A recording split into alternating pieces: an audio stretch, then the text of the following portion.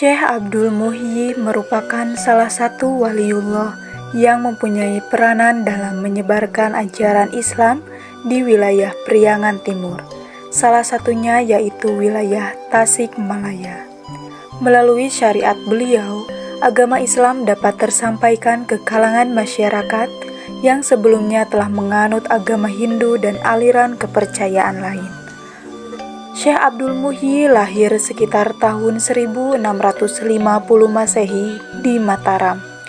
Namun, kemudian beliau pindah beserta orang tuanya ke kota Gresik. Ketika beliau berusia 19 tahun, Abdul Muhyi melakukan perbincangan dengan orang tuanya terkait ajaran Islam.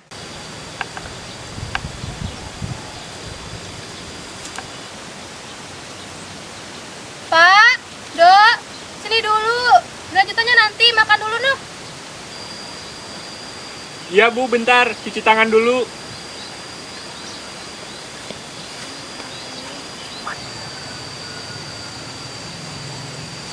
Pak, Dok, sini. Makan dulu.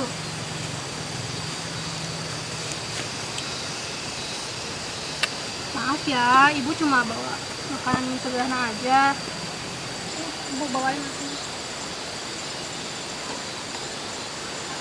Itu gimana? Ikut aja Bu. Ini aja. Sama sedikit aja. Oke.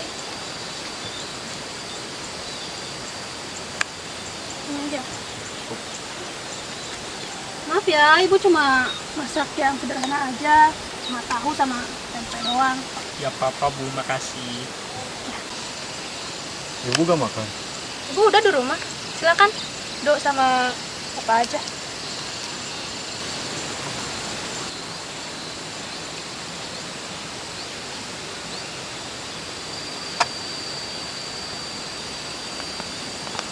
Begini Dok, sebenarnya ada sesuatu hal yang perlu Bapak sampaikan kepada kamu. Monggo Pak, mau bicara apa? Begini Dok, sebenarnya Bapak dan Ibu itu telah berdiskusi bahwasanya kami berkeinginan kamu untuk menuntut ilmu agama lebih dalam lagi, agar kamu menjadi seorang ulama yang dapat menyebarkan agama Islam. Iya, Dok, betul kata Bapakmu. Walaupun kamu sebelumnya sudah memiliki bekal ilmu agama yang cukup untuk kamu menjalani hidup, namun menurut kami, kamu sekiranya perlu untuk mempendalami ilmu agama lebih jauh lagi. Baik Pak, jika Bapak dan Ibu mengizinkan dan meridhoi, insya Allah saya akan belajar ilmu agama lebih dalam lagi. Namun sebelumnya, izinkan saya bertanya Pak Bu, di manakah saya harus menuntut ilmu agama lagi? Daerah atau wilayah yang sesuai untuk belajar ilmu agama Islam lebih dalam itu, yaitu tempat yang dimana di dalamnya itu terdapat sekumpulan para ulama yang memang mempunyai ajaran agama Islam yang lebih tinggi. Dengan kamu ada di sana, kamu akan belajar, dan dari mereka kamu bisa banyak belajar. Daerah tersebut ada di ujung Pulau Sumatera, yaitu Aceh. Baiklah, jika menurut Bapak dan Ibu saya harus belajar di Aceh, saya bersedia insya Allah belajar pergi ke Aceh ke sana. Namun saya bertanya lagi, apakah ada para ulama yang Bapak tadi maksud untuk menjadi guru saya di sana? Kalau ditanya siapa saja yang berada di sana, jujur Bapak kurang tahu. Tetapi Bapak pernah mendengar ada satu ulama yang terkenal di daerah itu, yaitu Syekh Abdul Rauf Singkil. Beliau merupakan ulama yang terkenal akan tawaduannya, serta mempunyai ilmu agama yang sangat tinggi. Baik Pak, dengan ridho Bapak dan Ibu di sini, saya akan berangkat bersedia ke sana karena ridho Allahi ridho walidain, ridho orang tua adalah ridho Allah. Dengan restunya saya mohon izin untuk berangkat ke sana. Doa kami selalu menyertaimu, Dok, insya Allah, dan semoga Allah meridhoi dan selalu melindungi kamu. Setelah perbincangan selesai, Abdul Muhyi dan orang tuanya bergegas pulang. Namun beda halnya dengan Abdul Muhyi. Dalam perjalanan pulangnya, beliau terus memikirkan perkataan dari orang tuanya yang menginginkan Abdul Muhyi untuk menuntut ilmu agama di Aceh. Dengan keteguhan dan iman yang beliau miliki, beliau memantapkan hati untuk belajar ilmu agama di Aceh. Pak, Bu, hari ini saya mau berangkat ke Aceh. Mohon doa restunya, semoga saya bisa sampai dengan selamat di sana.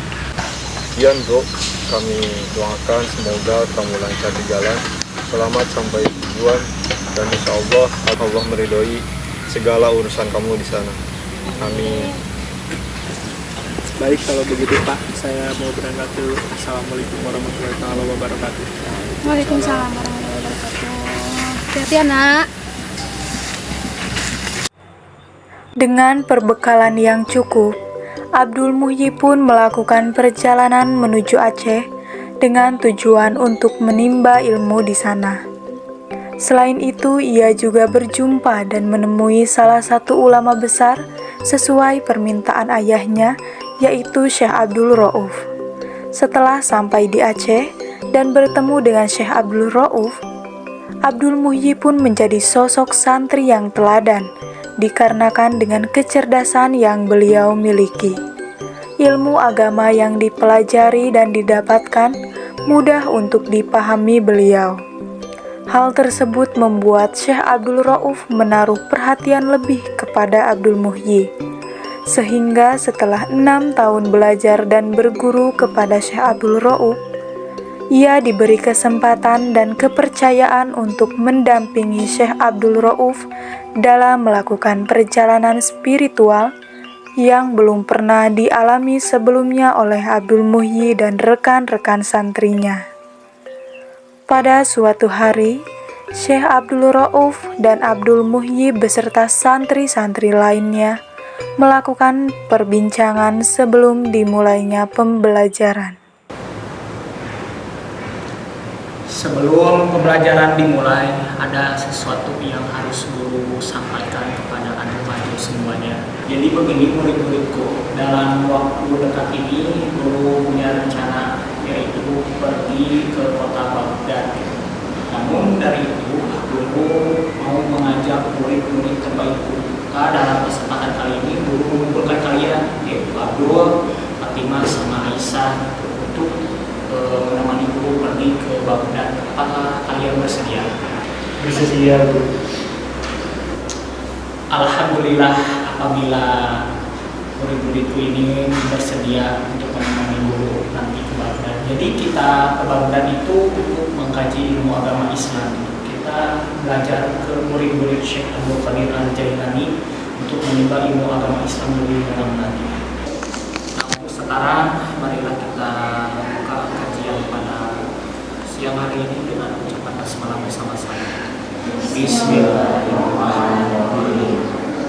Bismillahirrahmanirrahim. Innal hamdalillah nahmaduhu wa nasta'inuhu wa nastaghfiruh wa na'udzu billahi min shururi anfusina wa sayyiati a'malina. May yahdihillahu fala mudilla lahu wa may yudlil fala hadiya lahu. Asyhadu an la ilaha illallah wahdahu la syarika lahu wa asyhadu anna Muhammadan abduhu wa rasuluh. Allahumma fasholli wa sallim wa barik ala sayyidina Muhammad ibn Abdillah wa ala alihi wa ashabihi ajma'in, amma ba'd. Faqala Allah ta'ala fil Qur'anil Karim, a'udzu billahi minasyaitonir rajim. Bismillahirrahmanirrahim. Ya ayyuhallazina amanu taqullaha haqqa tuqatih wa la tamutunna illa wa antum muslimun. Shadaqallahul azim. Pertama-tama dan yang paling utama, marilah kita panjatkan puji serta syukur kita kepada Allah Subhanahu wa Ta'ala, di mana berkat rahmat dan karunia adalah kita bisa diberikan nikmat iman, nikmat Islam, nikmat sehat, nikmat waktu luang, dan berkat qudrah iradah Allah Ta'ala kita bisa berkumpul pada kesempatan kali ini. Sholawat serta salam terlimpah curahkan kepada junjungan kita, yakni Habibana wa Nabiyana wa Maulana Muhammad sallallahu alaihi wasallam, beserta kepada para keluarganya, para sahabatnya, para tabi'in atau tabi'in, kepada kita hingga umat akhir zaman. Amin ya rabbal rahimani rahimakumullah, pada kesempatan kali ini guru akan menyampaikan sebuah materi mengenai keutamaan menuntut ilmu. Nah, jadi alasan kenapa orang muslim ini wajib menuntut ilmu adalah karena ibadah tanpa didasari dengan ilmu, maka ibadah kita ini tidak bisa sah di hadapan Allah Subhanahu wa taala. Niat ikhlas saja itu tidak cukup agar ibadah kita diterima di hadapan Allah. Tapi perlu apa? Perlu ilmu untuk bisa apa? Untuk bisa ibadah kita diterima di hadapan Allah Subhanahu wa taala. Bahkan menuntut ilmu itu merupakan sesuatu hal yang wajib yang harus dituntut oleh setiap kaum muslimin. Dalilnya mana? Dalilnya ada pada sabda Nabi Shallallahu Alaihi Wasallam di hadis riwayat Ibnu Majah nomor 220. Thalabul ilmi fardhu ala kulli muslimin. Menuntut ilmu merupakan sesuatu hal yang wajib bagi setiap kaum muslimin. Gitu. Artinya apa? Artinya Allah dan Rasulnya memerintahkan kita untuk menuntut ilmu, khususnya perihal ilmu agama gitu. Karena kenapa? Kan kita semua ketahui bahwasanya kita ada di dunia ini untuk apa? Untuk beribadah kepada Allah Subhanahu wa taala. Dalilnya mana? Dalilnya ada di surat Az-Zariyat nomor 56. Wa khalaqul jinna wal insa illa liya'budun. Aku tidak menciptakan jin dan manusia melainkan agar untuk beribadah kepadaku. Nah, di sana Allah menjelaskan bahwasanya hakikat kita ada di dunia ini untuk apa? Untuk beribadah kepada Allah Subhanahu wa taala. Namun agar ibadah kita bisa diterima di hadapan Allah, maka kita perlu ilmunya. Gitu. Perlu syarat-syarat yang harus kita ketahui agar ibadah kita bisa diterima di hadapan Allah Subhanahu wa taala. Contoh ibadah yang sering kita laksanakan setiap hari. Nah, kan guru sudah menjelaskan tentang materi pada pembelajaran hari ini. Apakah ada yang ingin ditanyakan? Sudah cukup? Jika sudah cukup, maka kita tutup pembelajaran pada hari ini dengan ucapan alhamdulillah.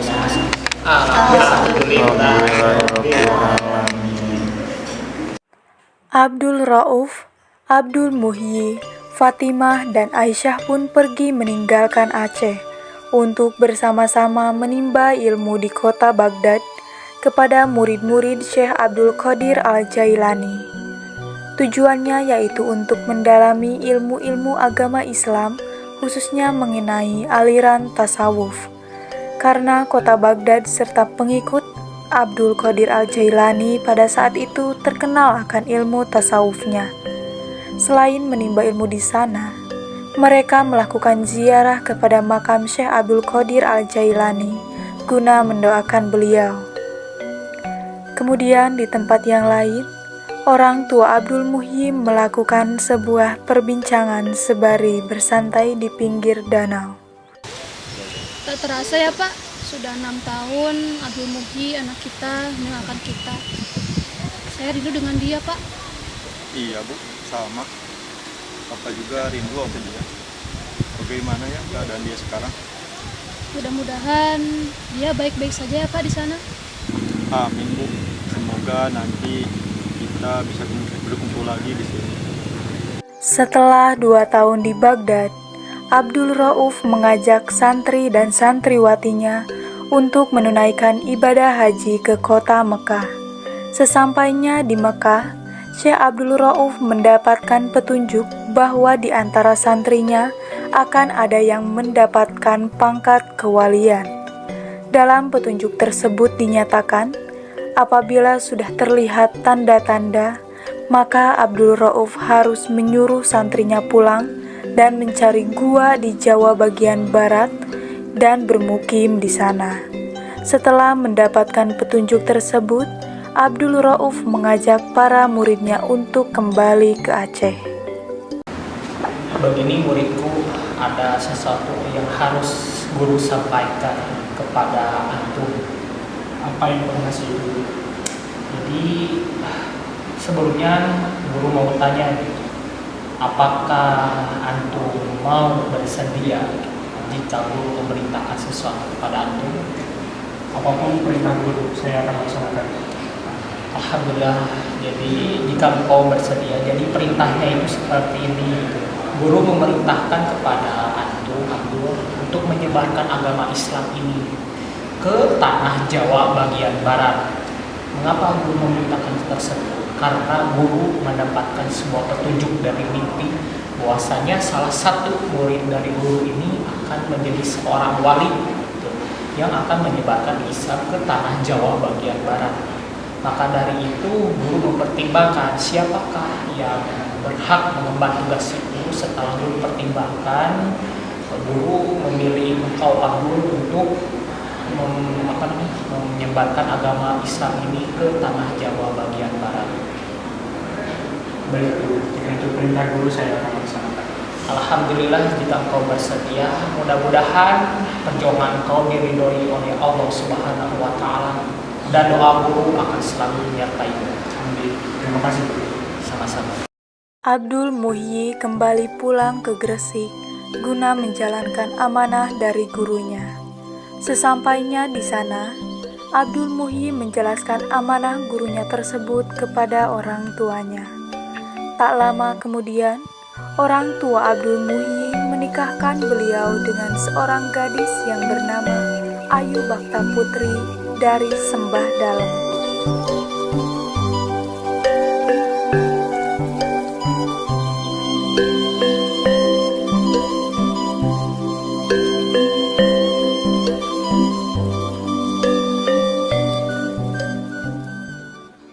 Setelah mereka menikah, tidak lama mereka pun bergegas untuk melaksanakan amanah yang gurunya tugaskan. Pak, Bu, saya dan istri saya akan menjalankan amanat dari guru saya untuk menyebarkan Islam di daerah Jawa bagian barat, serta menjalankan amanah-amanah lainnya. Semoga saya diberi keselamatan dan dilancarkan untuk menjalankannya. Iya dok, pasti Bapak doakan kalian. Semoga kamu didampingi oleh istri kamu mendapat lindungan oleh Allah Subhanahu wa taala. Insyaallah Allah akan meridhoi perjalanan kalian di sana. Amin. Terima kasih Pak, Bu. Kami mohon pamit. Assalamualaikum warahmatullahi taala wabarakatuh. Waalaikumsalam. Hati-hati ya, Mbak. Setelah Abdul Muhyi dan istrinya berpamitan, mereka pun mulai melakukan perjalanan untuk menyebarkan ajaran Islam dan menjalankan amanah dari sang guru, yaitu mencari gua dengan tanda-tanda yang telah diberikan oleh sang guru. Mereka berangkat dari Gresik, lalu melakukan perjalanan, dan akhirnya sampailah di daerah yang bernama Darmo Kuningan. Atas permintaan penduduk setempat, Syekh Abdul Muhyi menetap di Darmo Kuningan selama 7 tahun. Terhitung dari tahun 1678 hingga 1685 Masehi. Kabar tentang menetapnya Syekh Abdul Muhyi di Darmo Kuningan terdengar oleh orang tuanya. Maka mereka menyusul dan ikut menetap di sana. Setelah 7 tahun lamanya, keluarga Abdul Muhyi bermukim di Darmo Kuningan. Akhirnya mereka melanjutkan perjalanan menuju ke arah barat sampai pada akhirnya tiba di wilayah yang bernama Pamengpeuk. Mereka pun bermukim di sana sekitar 1 tahun, dan disinilah kabar duka menyelimuti keluarga Abdul Muhyi, di mana sang ayah meninggal dunia.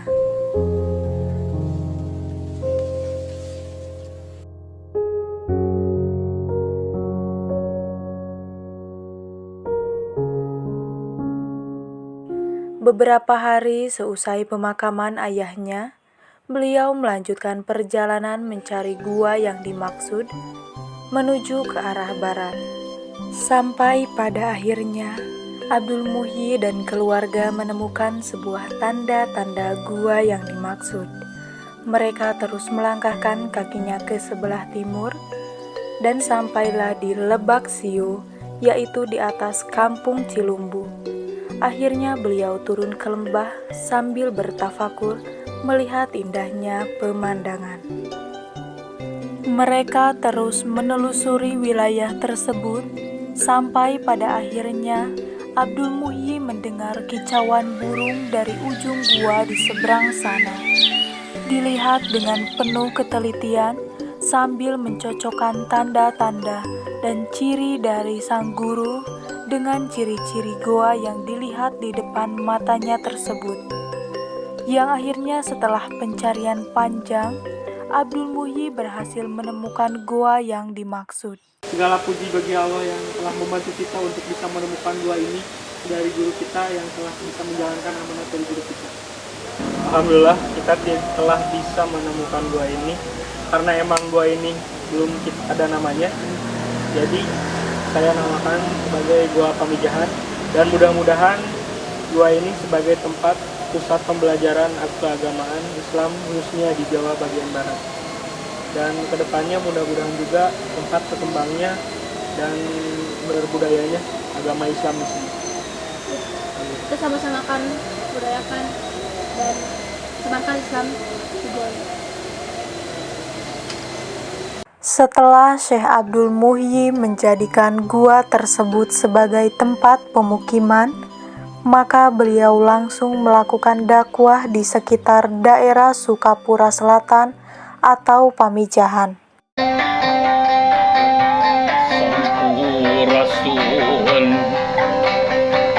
Sampurasun, sampurasun.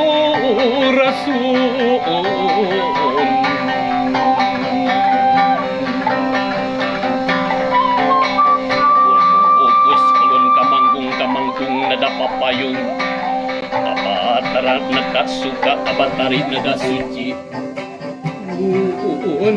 Ampun paralun kasangian. Mohon maaf mengganggu waktunya. Iya, kenapa Pak? Bapak-bapak dan ibu-ibu ini sedang melakukan apa ya? Oh, ini kami sedang melakukan sembahyang.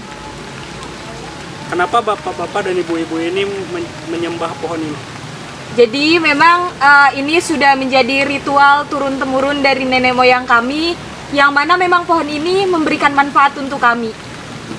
Kalau begitu bisa tunjukkan kepada saya gimana cara memberi syafaat kepada kalian pohon ini. Kami tidak bisa membuktikannya. Memang Bapak membawa kepercayaan seperti apa? Saya mempercayai Tuhan itu Esa, yaitu Allah Subhanahu wa Ta'ala yang menciptakan bumi, langit, dan seisinya, hewan-hewan, tumbuhan, matahari, bulan, itu adalah ciptaannya. Jika seperti itu, apakah Bapak bisa menunjukkan Allah itu seperti apa? Bisa, dengan cara kalian boleh mengikuti saya.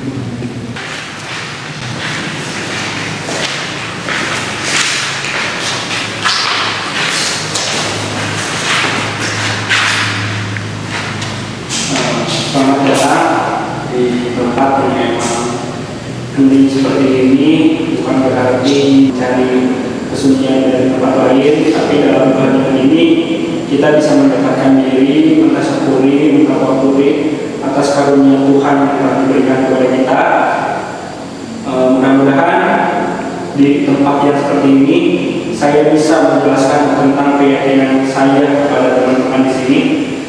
Lalu sebelum saya bisa menjelaskan tentang keyakinan saya, alangkah baiknya membacakan dua kalimat syahadat terlebih dahulu. Coba ikuti. Asyhadu an la ilaha illallah. Asyhadu an la ilaha illallah. Wa asyhadu anna Muhammadar Rasulullah. Wa asyhadu anna Muhammadar Rasulullah. Selamat pada teman-teman di sini. Kalian sudah sah menjadi agama Islam. Dengan seperti itu, saya bisa mengajarkan bagaimana tata cara beribadah agama Islam, bagaimana tata cara berkehidupan yang baik dan benar dari sebelumnya.